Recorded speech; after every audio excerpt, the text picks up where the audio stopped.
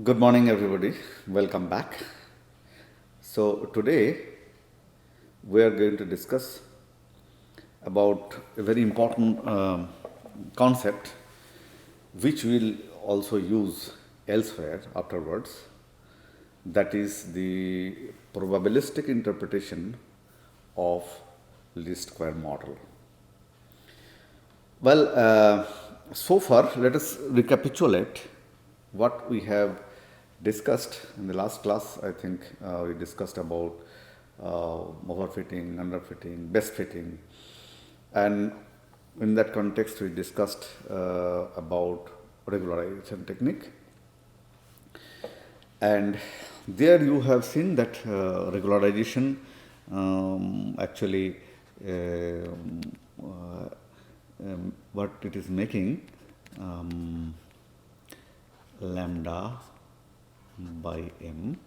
So by this term, the parameter wj, which is attached to features, okay, j equals to of course not 0, because as you know, w0 we do not regularize because it is attached with a fictitious or fake feature. So that we have discussed that, and then this lambda value we will also know afterwards how to determine, okay, that actually influence the regularization process itself. Okay, if lambda is too high, that means the parameter wj is shrinking too fast, then it is bad. That means model is becoming simpler and it is just like high bias, okay, having high bias. And on the contrary, if lambda is lambda is too low, then this wj is shrinking very little, okay. So this is analogous to high variance. So all this thing will again come back when logistic regression will study. But the basic issue is actually lambda should be judiciously selected so that we want optimal bias, optimal variance. And as you know, in machine learning, there is a trade-off. If you are using high bias, then there will be low variance. And if that means if you underfit your sample, then low variance means in the process of generalization it will fail in tackling the variations in the sample. And high variance on the contrary means overfitting, and again it will fail in generalization because it has very little bias, okay. So both of them are needed and judiciously to be incorporated in your model, which you will learn during practice problem, that how to select a lambda, okay. If of course for a fixed alpha and m, assuming m sample is sufficiently large, the shrinking effect can be moderated, okay. This value itself is very small, okay, if m is very large.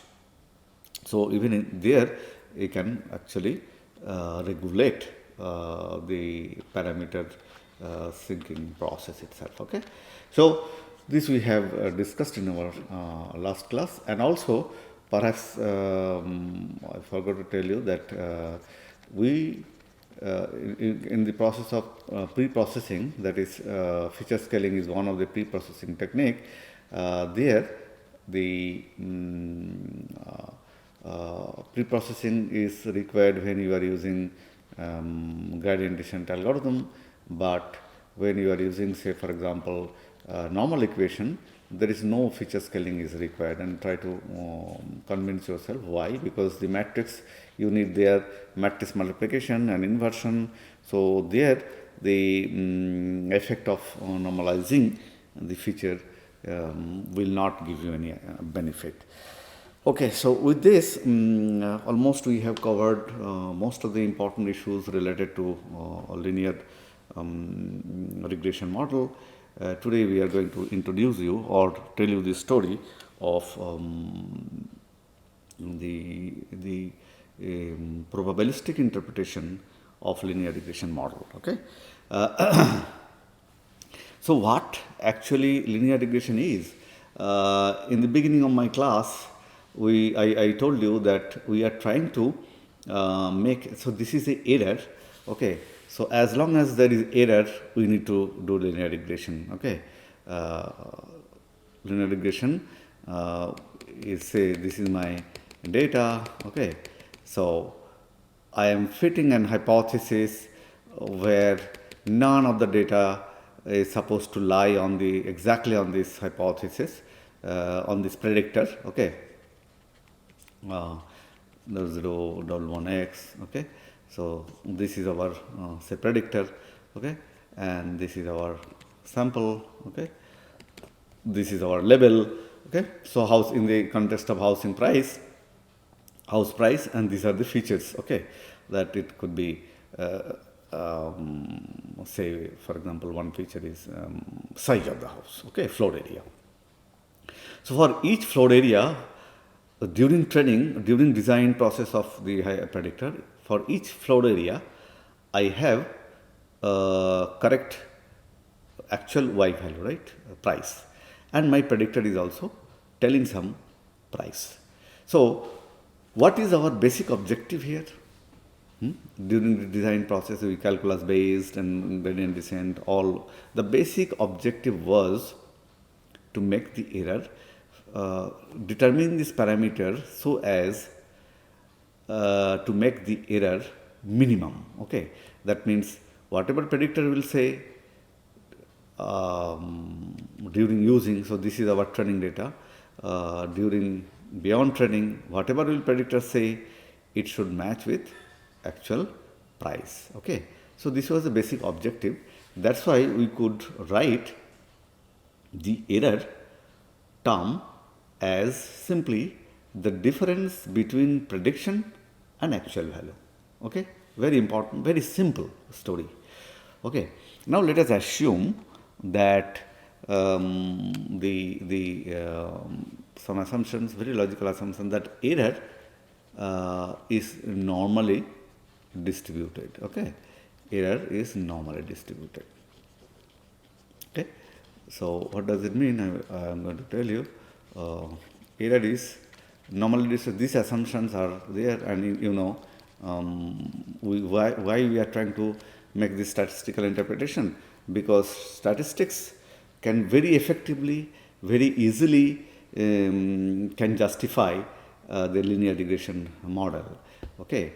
In the beginning of the class, when I try to convince you that we are making error minimum, and in that process, you know, in that process, we are actually doing this. Let me just draw once more. So these are my samples, okay, and in that process, what we are trying to do, we are calculating error, okay, making our predictors parameter unknown, okay, and then in terms of sample, we are calculating what is the error. Error will be whatever predictor is predicting minus the actual value, which is the level here, corresponding to again housing price, okay.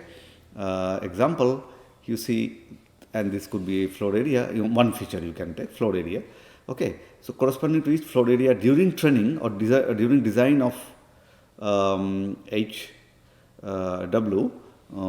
parameter is by W, we are trying to design the predictor. During design process itself, what is our intention?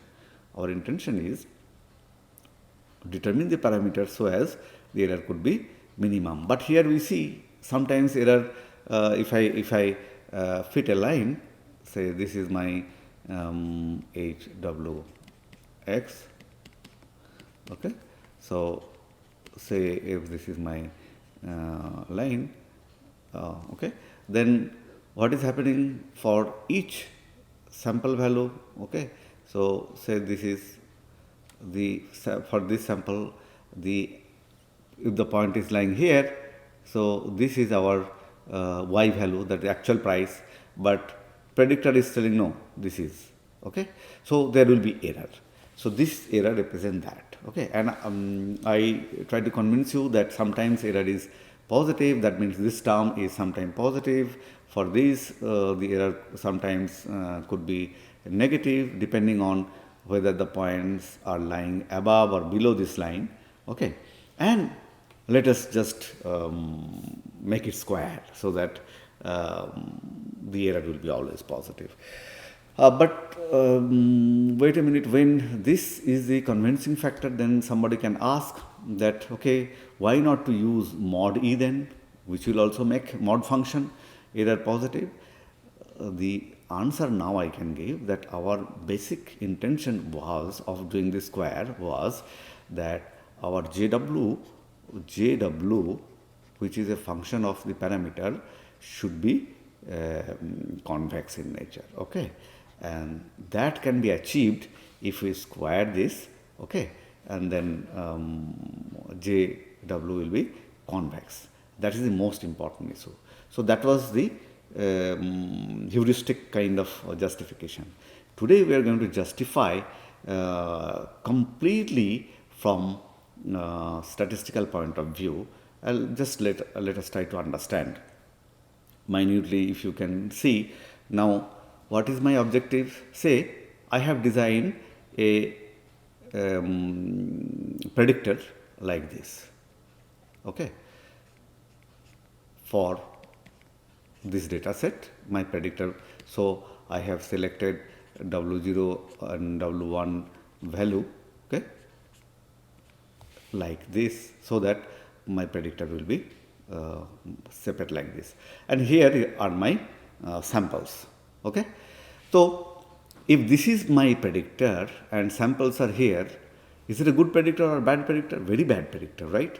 Because whatever predictor is telling, actual fact is far from the predicted value, right? So it's a bad design. So if I actually calculate the error, okay, here also I will get, then here also I will get error. So now I am trying to seeing that this is a bad design, because it will fail to predict for the future price, okay. So I am trying to slowly make our predictor smartest, and every time I am trying to calculate the error. So this for statistical interpretation, the error, our basic assumptions are error are normally distributed. That means the error function will be like this, okay. It will be normally distributed, okay. So this is suppose this is the error distribution for this predictor.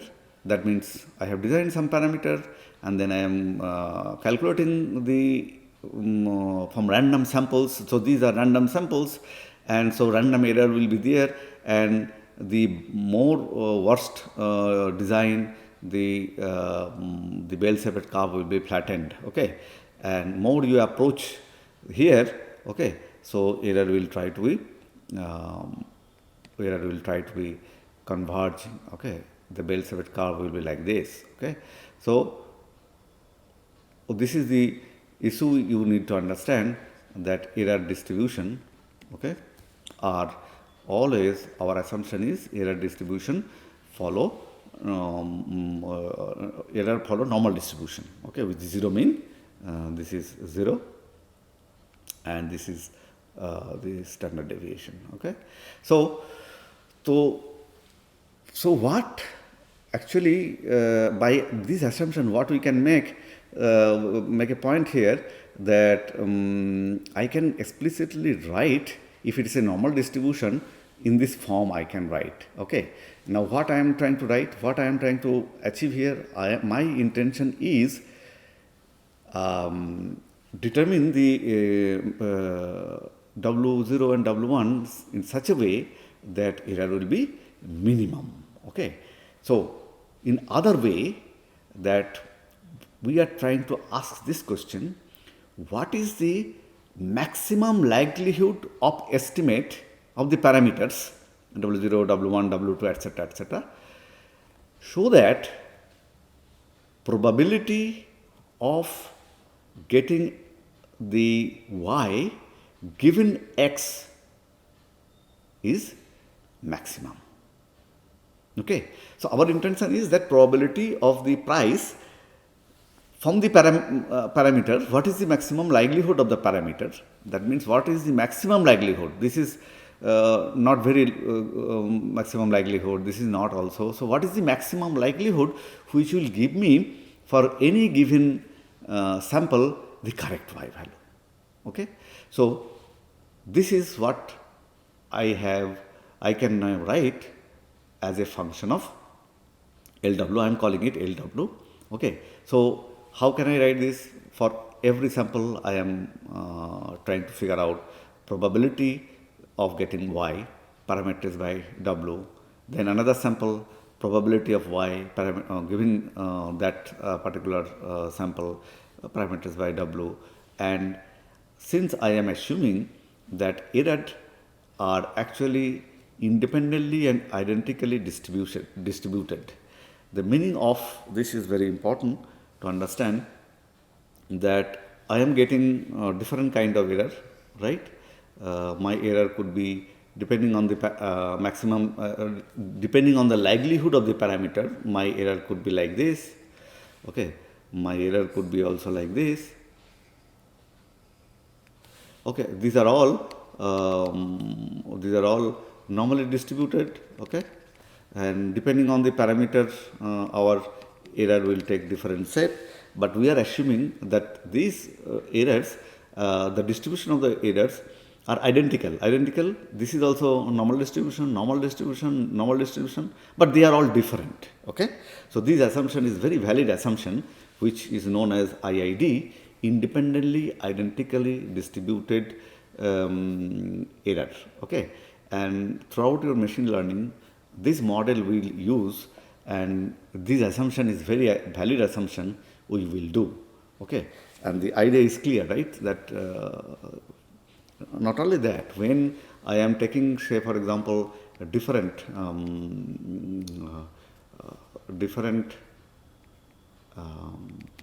features. Okay, so this was feature X. So say this is my data. Same thing. Again, this is my bad, this is my closer to the good, and this is the best. Then the error distribution will be like this. Okay, like this and like this.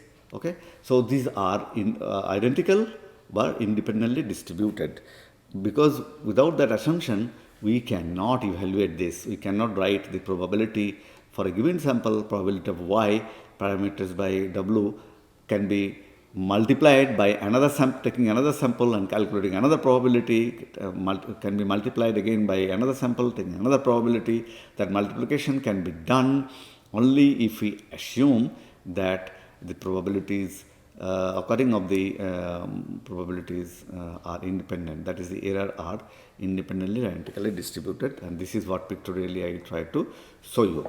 Now, the moment I have these two assumptions, okay, that is error follows normal distribution and errors are actually identically independently identically distributed, then I can write a function W. This function consists of W, the parameter, that we are calling likelihood estimate. So, likelihood estimate of W is equals to the probabilities, all these probabilities parameters by W. Okay, and then this can be written as this,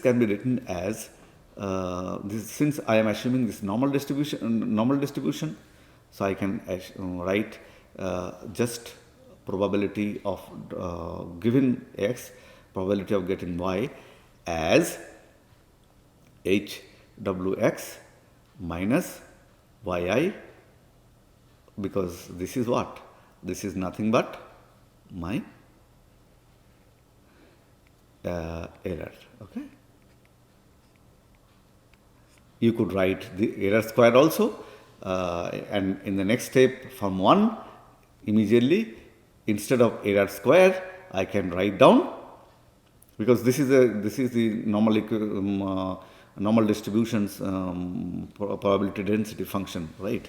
So that replacing ei from equation 1 by hxi parameters by w minus yi, I can write the likelihood of estimate of w, okay, equal to this probability. Okay, so because xi are actually random samples, okay, and you are getting random probabilities.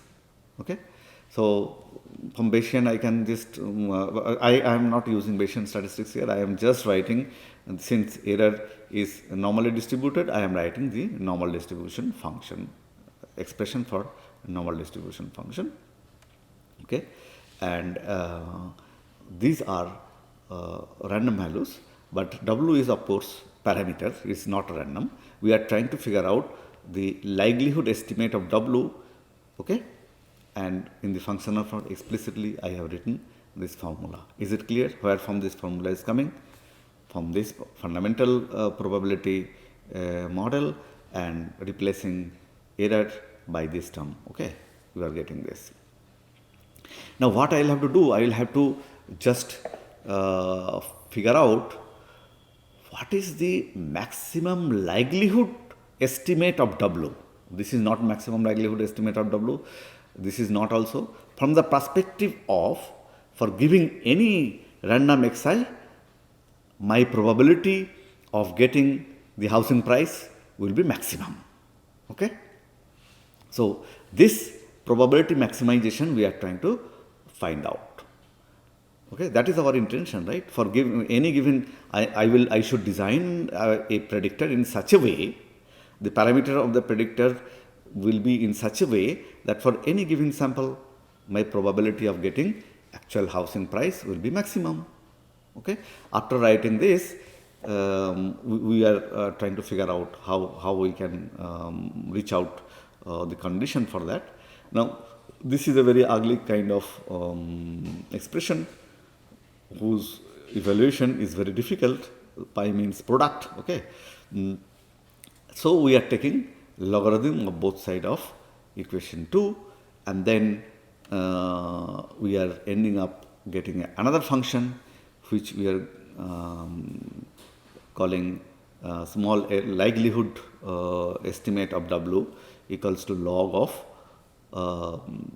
product I equal to 1 to m samples 1 by root over 2 pi. So this is constant.